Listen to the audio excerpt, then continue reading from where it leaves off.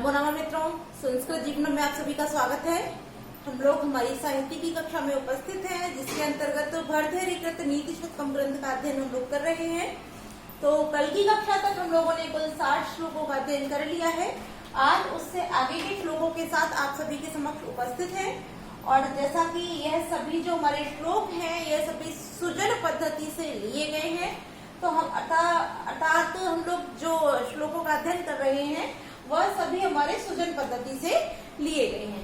तो आइए हम लोगों ने जो कल अध्ययन किया था उस श्लोक के साथ साथ जो हमारा आज का श्लोक है उसमें भी आप देखेंगे उसकी जो अंतिम पंक्ति है एक समान ही है। जैसे कि आप देख रहे हैं कि सताम कैनोदिष्टम विषम असिधारा व्रतम इदम, अर्थात यहाँ पर जो हमारा 59वां श्लोक 60वां जो श्लोक था वह था प्रीणाति यह सच्चरितई, यह नहीं था।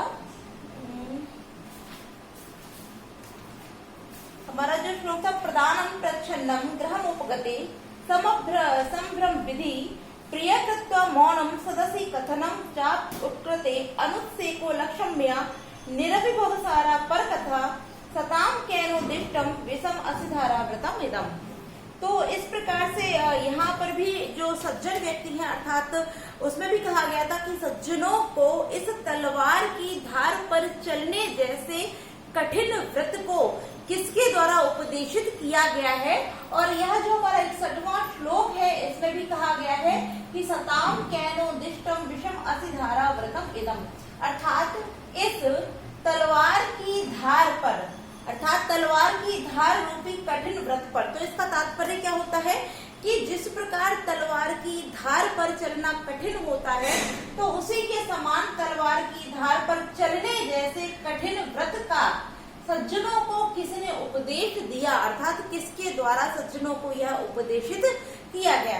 तो अब उस श्लोक में तो हम लोगों ने जान लिया था कि कौन कौन से कठिन व्रत सज्जनों के लिए बताए गए थे, किंतु इस श्लोक में उनसे हट करके कुछ अलग व्रत बताए गए हैं। तो आइए जानते हैं भर्तृहरि जी ने इस श्लोक में कौन कौन से कठिन व्रतों को जो सज्जनों के द्वारा पालन किए जाते हैं वह कौन कौन से हैं। तो आइए जानते हैं।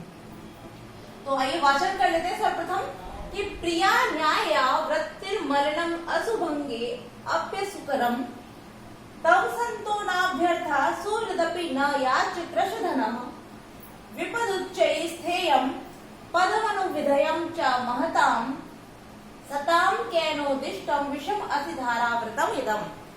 अब यहाँ भर्तृहरि जी बताते हैं कि जो सज्जन पुरुष होते हैं अर्थात जो महान व्यक्ति होते हैं, प्रिया न्याय, प्रिया अर्थात प्रिय, न्याय न्याय से पूर्ण, वृत्ति माने व्यवहार को करते हैं। अर्थात जो सज्जन व्यक्ति होते हैं वो दूसरे व्यक्तियों के साथ प्रिय और न्याय से युक्त व्यवहार को करते हैं। आगे कहते हैं मलिनम, मलिनम अर्थात जो मलिन हुए हो, मलिन से तात्पर्य जो निंदनीय है, ठीक है। अशुभंगे, अशु माने होता है प्राण और भंग माने होता है नष्ट होने पर, अर्थात प्राणों के नष्ट होने पर, क्योंकि सप्तमी विभक्ति लगी हुई तो नष्ट होने पर, और आगे लिखा है अभी कि प्राणों के नष्ट होने पर भी असुकरम, असुकरम माने नहीं करते हैं अर्थात दुष्कर हैं। तो दुष्कर होने से तात्पर्य जो कठिन होता है अर्थात जिसको नहीं किया जा सकता है, तात्पर्य नहीं करते हैं। अब यहाँ सज्जनों की बात हो रही तो सज्जन व्यक्तियों के ही विषय बताते हैं कि अशुभंगे, यदि सज्जन व्यक्तियों के प्राणों पर संकट होने पर भी वह क्या नहीं करते, मलिनम असुकरम अर्थात निंदनीय कार्यों को नहीं करते हैं।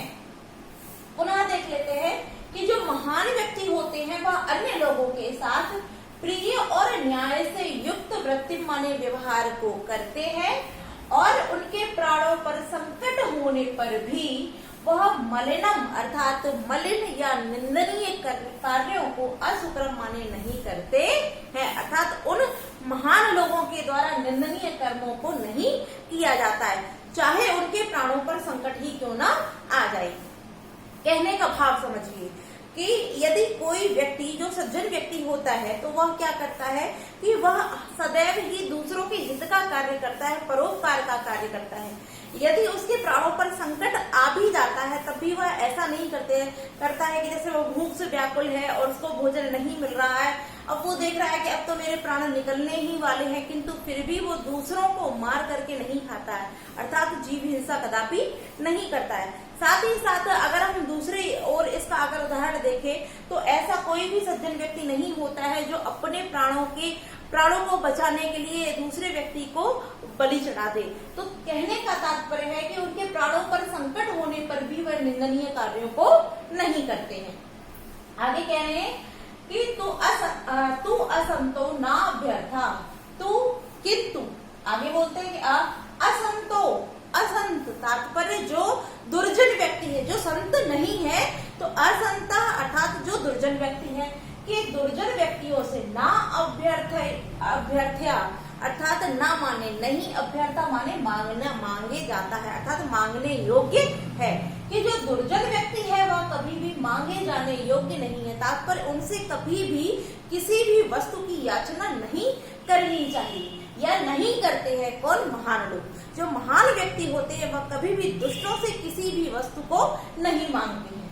आगे कह रहे हैं कि सुहृदपि, सुहृदय अर्थात जो मित्र जन होते हैं, ना माने नहीं, याच्य माने मांगा जाता है अर्थात याचना की जाती है।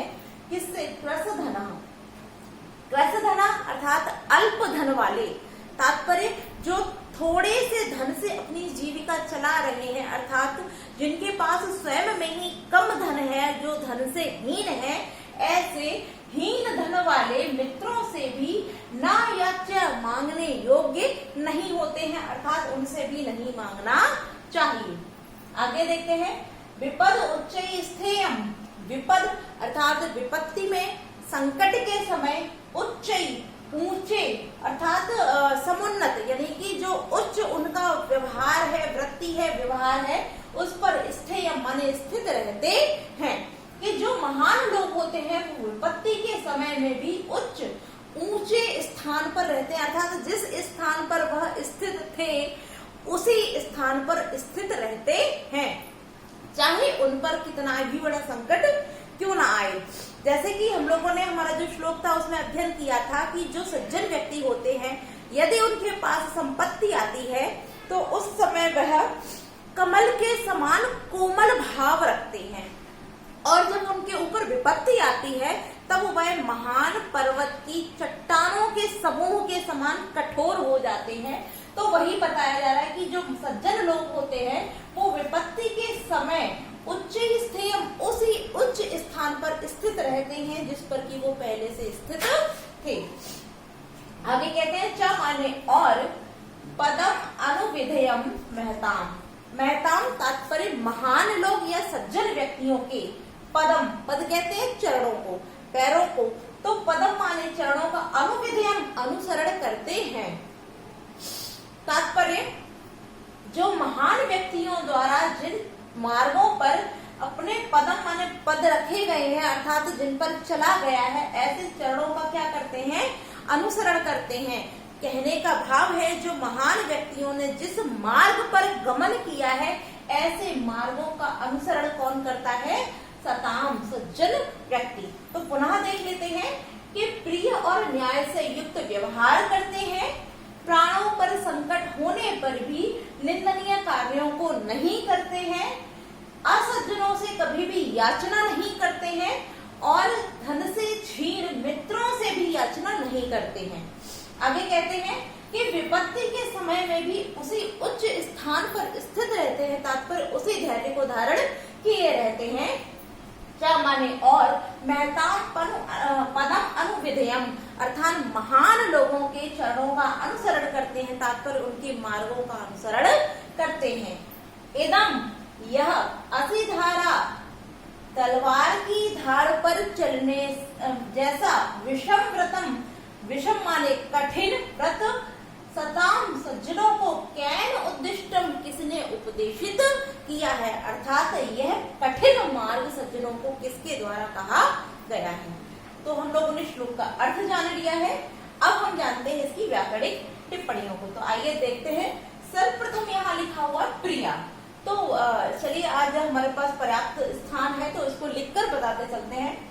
तो प्री धातु के साथ जब क और का के साथ टाप प्रत्यय का विधान करते हैं तो हमारा प्रिया शब्द निष्पन्न हो जाता है। आगे लिखा हुआ न्याय, तो इसको भी देख लेते हैं। नी धातु, नी के साथ आय, नी के साथ है आय और आय के साथ घय, आय के साथ घय प्रत्यय के विधान से न्याय शब्द हमारा निष्पन्न होता है। वृत्ति को हम लोग कई बार देख चुके हैं तो इसको छोड़ देते हैं, आगे देखते हैं। यहाँ लिखा हुआ है अशुभंगे, तो अशुनाम भंगे अर्थात यहाँ पर षष्ठी तत्पुरुष समास हो जाएगा। अगर हम संधि की बात करते हैं तो आप यहाँ देखेंगे वृत्ति मलिनम हो जाता है, तो वृत्ति ही धन मलिनम, तब यहाँ विसर्ग संधि हो जाएगी, विसर्ग को रा आदेशित हो गया है। फिर अशुभंगे, यहाँ मलिनम धन अशुभंगे, तब यहाँ पर अनुस्वार संधि हो जाती है। और अशुभंगे धन अपि, यहाँ पर पूर्व रूप संधि हो जाएगी और अपि धन असुकरम, तब यहाँ पर यड़ संधि का विधान हो जाता है।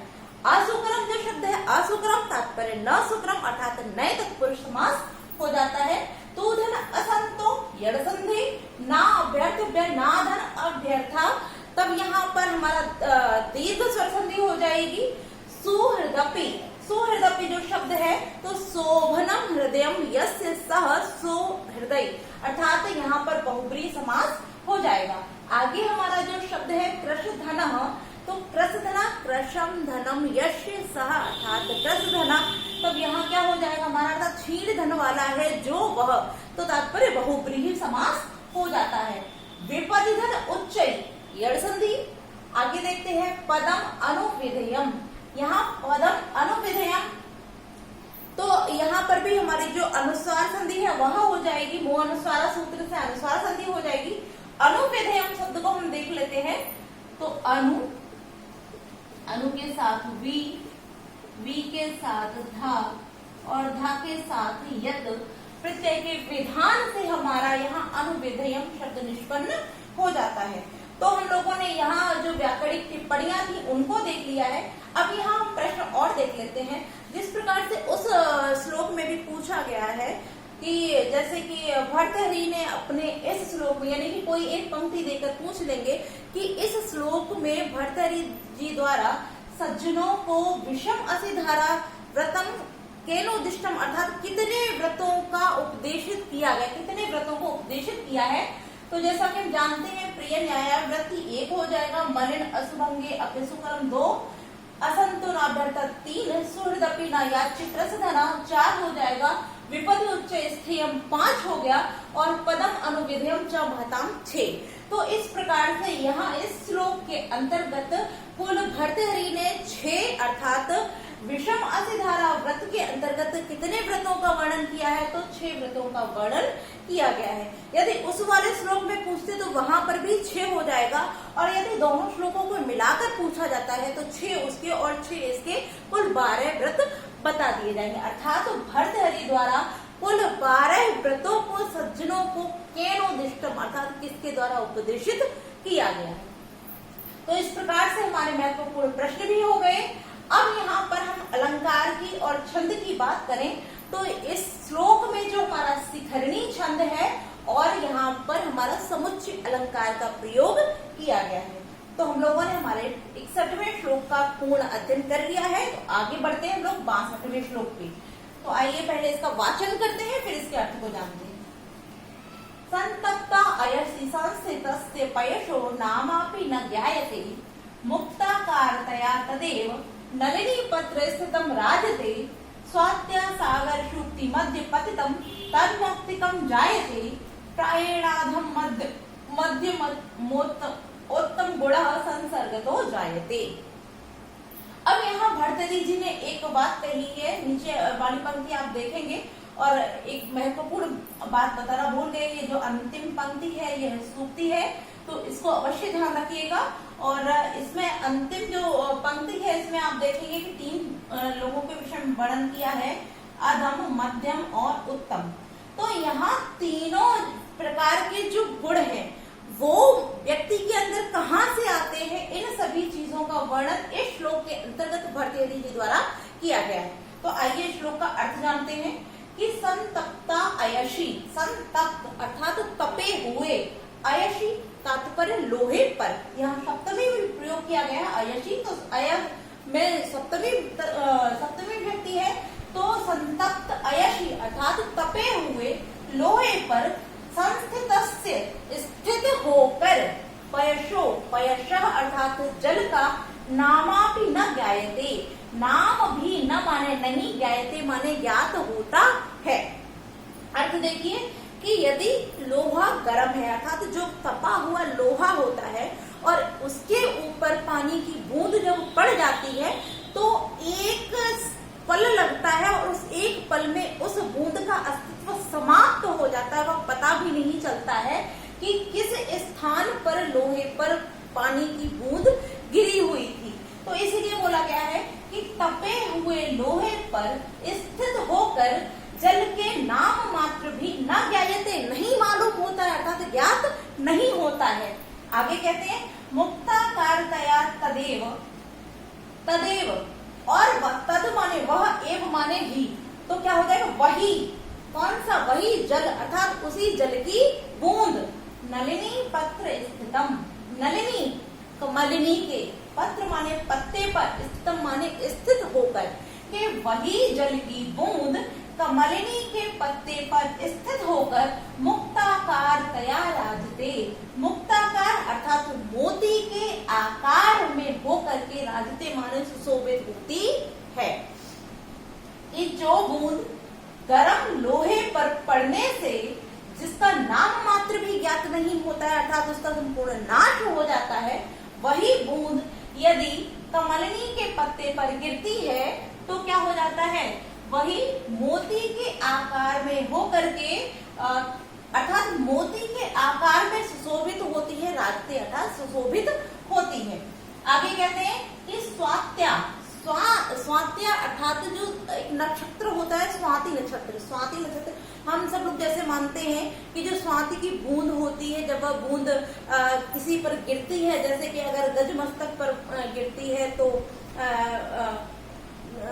क्या बोलते हैं उसको, सॉरी भूल गई, जैसे केले के पत्ते पर गिरती है तो कपूर बन जाती है, सर्प के मुख में गिरती है तो विष बन जाती है, और सीपी के अंदर गिरती है तो मोती बन जाती है, और गज के मस्तक पर तो गजमुक्ता बन जाती है।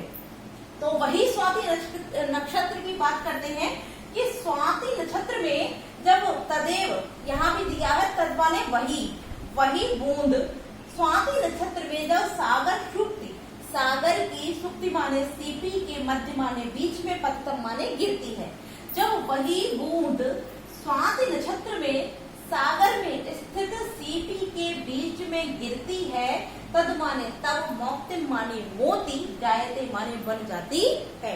तो बूंद वही है, कहने का भाव एक ही पानी की बूंद है, अर्थात जो जल है वह एक जैसा ही है, उसका कोई स्वरूप कोई आकार नहीं बदला, जल जैसा होता है वैसा ही है। तो वही बूंद वही जल जब गर्म लोहे पर पड़ता है अर्थात स्थित होता है तो उसका नाम भी नहीं प्राप्त होता है, अर्थात उसका संपूर्ण नाश हो जाता है। वही बूंद जब कमलिनी के पत्ते पर स्थित होती है तो मोती के रूप में सुशोभित होती है, अर्थात मोती नहीं बनती है किंतु मोती जैसे आकार में सुशोभित होती है। और जब वही स्वाति नक्षत्र में समुद्र में स्थित सीपी के बीच में गिरती है तब वही बूंद क्या हो जाती है, मोती बन जाती है।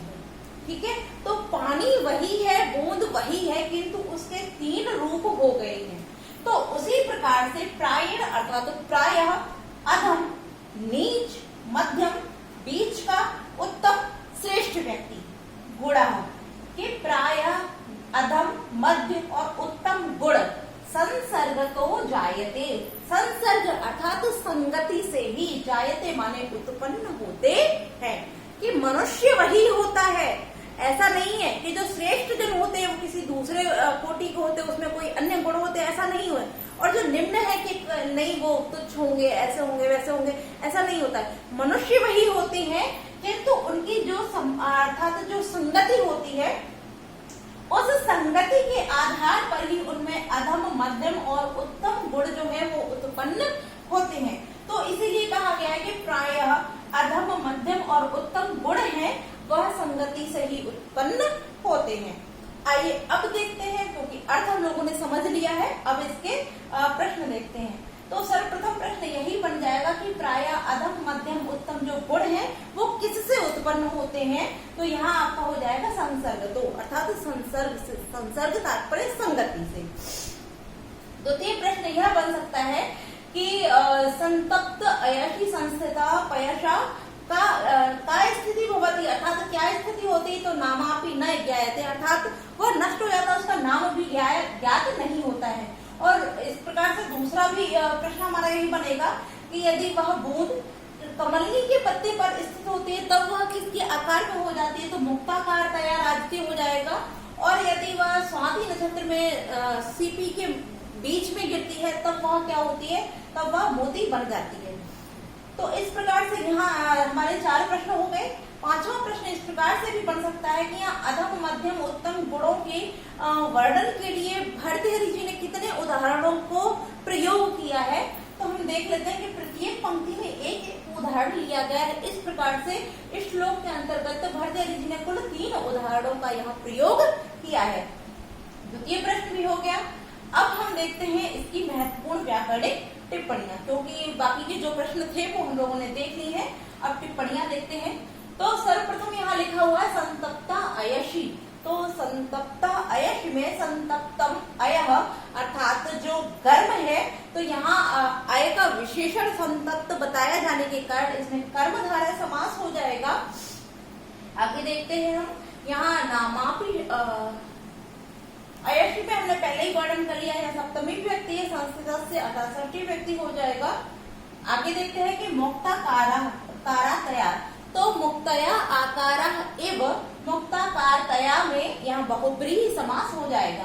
तत् धन एव तदेव हो गया, तत् धन एव तदेव, यहाँ जसु अंत्य सूत्र से जसत संधि हो जाएगी।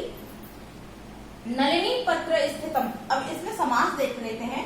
तो नलिनी पत्र, यदि आपसे केवल इतना पूछा जाता है कि नलिनी पत्र में कौन सा समास है, तो नलिनी पत्र अर्थात कमलिनी का पत्ता, तब यहाँ षष्ठी तत्पुरुष समास हो जाएगा।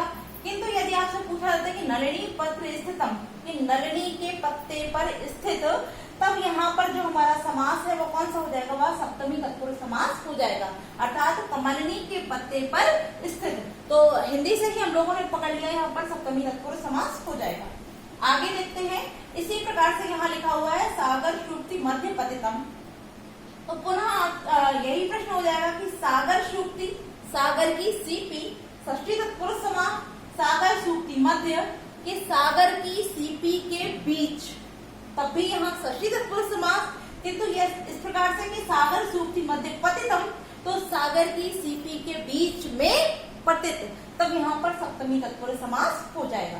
तन्मोक्तिम, तो तदधन मोक्तिम, यरो अनुनासिक, अनुनासिक को व सूत्र से हमारी अनुनासिक संधि हो जाएगी।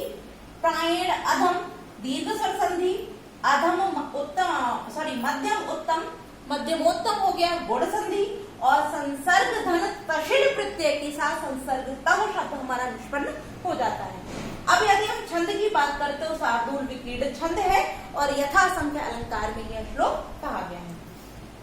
अब हम हमारे 63वें श्लोक की ओर चलते हैं, क्योंकि 62वें श्लोक का संपूर्ण अर्थ हम लोगों ने जान लिया है। तो आइए 63वें श्लोक को देखते हैं।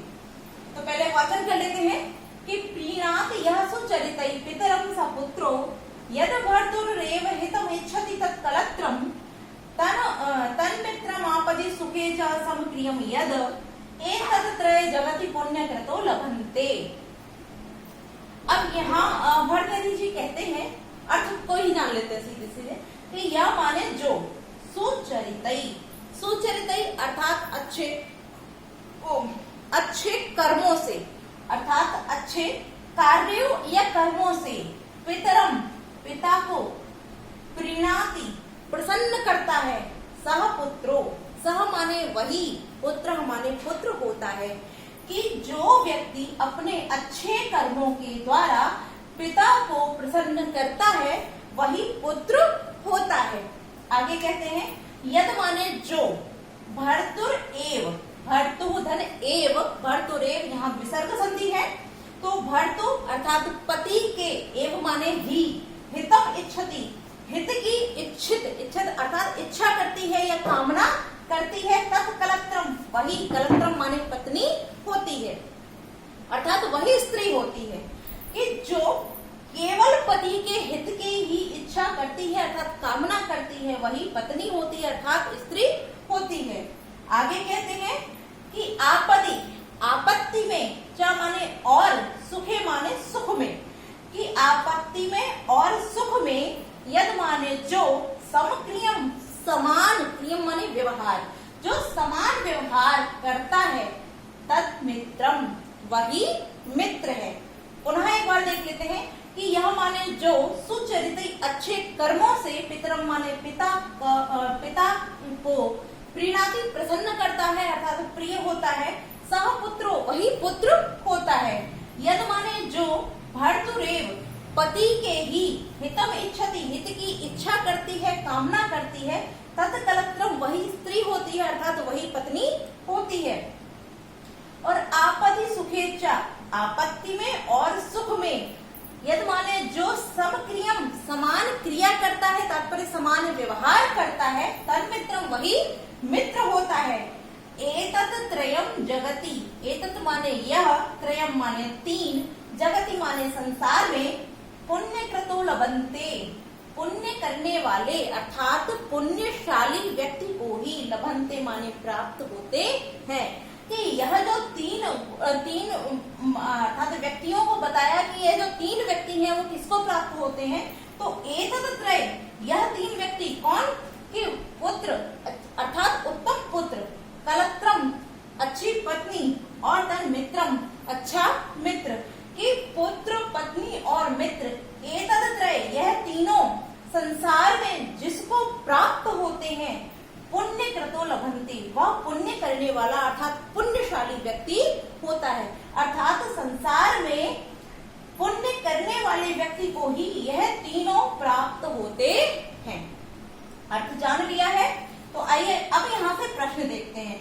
तो सर्वप्रथम यही प्रश्न बन जाता है कि इस संसार में पुण्य करने वाले को कितने व्यक्ति प्राप्त होते हैं, तो यहाँ पे कितना हो जाएगा, तीन, एतत् त्रय अर्थात तीन।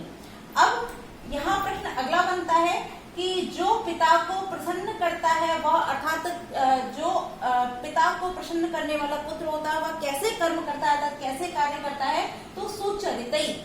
और इस प्रकार से भी पूछा जाता है कि जो सुचरितों के द्वारा पिता को प्रसन्न करता है वह कौन होता है, तो सह पुत्रो। इसी प्रकार से जो केवल पति के हित की कामना करती है वह कौन होती है, तो तत् कलत्रम, अर्थात वह वही पत्नी होती है या वही स्त्री होती है। और तीसरा प्रश्न यहाँ कि आपत्ति और सुख में कैसा व्यवहार करना चाहिए, तो समक्रियम अर्थात समान व्यवहार करना चाहिए, और जो समान व्यवहार करता है आपत्ति और सुख में, तो वह कौन होता है, तो वही सच्चा मित्र होता है। तो यहाँ पर हमारे जो साहित्यिक प्रश्न बन सकते थे उनको देख लिया है। अब हम जो इसकी व्याकरणिक टिप्पणियां हैं उनको देख लेते हैं। तो यहाँ जो सबसे पहले दिया है सुचरितई, तो शोभनानि चरितानि सुचरितई, प्रादित पुरुष समास यहाँ पर हमारा हो जाता है। और जैसे कि हम लोगों ने यहाँ देख लिया था अभी, भर्तुरेव, भर्तुधन एव, भर्तुरेव विसर्ग संधि हो जाती है, हेतम इच्छति, तो मौन स्वर से अनुस्वार संधि हो जाएगी, तत्कलत्रम।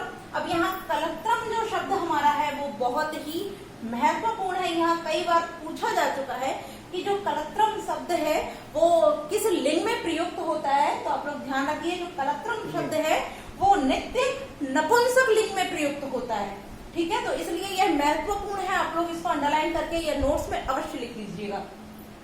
आगे तन्मित्रम, यरो अनुनासिको, अनुनासिको वा से यहाँ पर अनुनासिक संधि हुई है, और मित्रम धन आपदी, यहाँ पर दीर्घ स्वर संधि हो जाती है। आगे देखते हैं यहाँ पर हमारा समक्रियम शब्द लिखा है, तो समाक्रिया यश्य सह, समक्रिया यहाँ पर हमारा बहुब्रीहि समास हो जाएगा। जगति शब्द में सप्तमी विभक्ति है, और पुण्यकृतो, तो पुण्यकृतो की निष्पत्ति देख लेते हैं। तो पुण्य के साथ जब क्रे धातु और क्रि के साथ जब क्विप प्रत्यय का विधान करते हैं, क्विप प्रत्यय का विधान, तब यहाँ पर हमारा पुण्यकृतो शब्द निष्पन्न हो जाता है। श्लोक का अर्थ जान लिया, व्याकरण टिप्पणियां जान ली। अब हम जानते हैं इसमें छंद और अलंकार। यदि हम अलंकार की बात करें तो यहाँ काव्यलिंग अलंकार है, और यदि छंद की बात करते हैं तो यह श्लोक हमारा वसंत तिलका छंद में प्रस्तुत किया गया है। तो आज के लिए इतना ही रखते हैं। आज हम लोग ने 61, 62 और 63 में श्लोक का अध्ययन किया। आप सभी को क्लास अच्छी लगी होगी, पूरी उम्मीद है मुझे। आप लोग कमेंट करके अवश्य बताया कीजिए, साथ ही वीडियो को लाइक कीजिए, और आपके जो भी सुझाव हो उनको कमेंट बॉक्स में अवश्य लिखा कीजिए। तो आज के लिए इतना ही। कल की कक्षा में आगे के श्लोकों के साथ उपस्थित होंगे। तो आज के लिए इतना ही मित्रों, नमो नमः।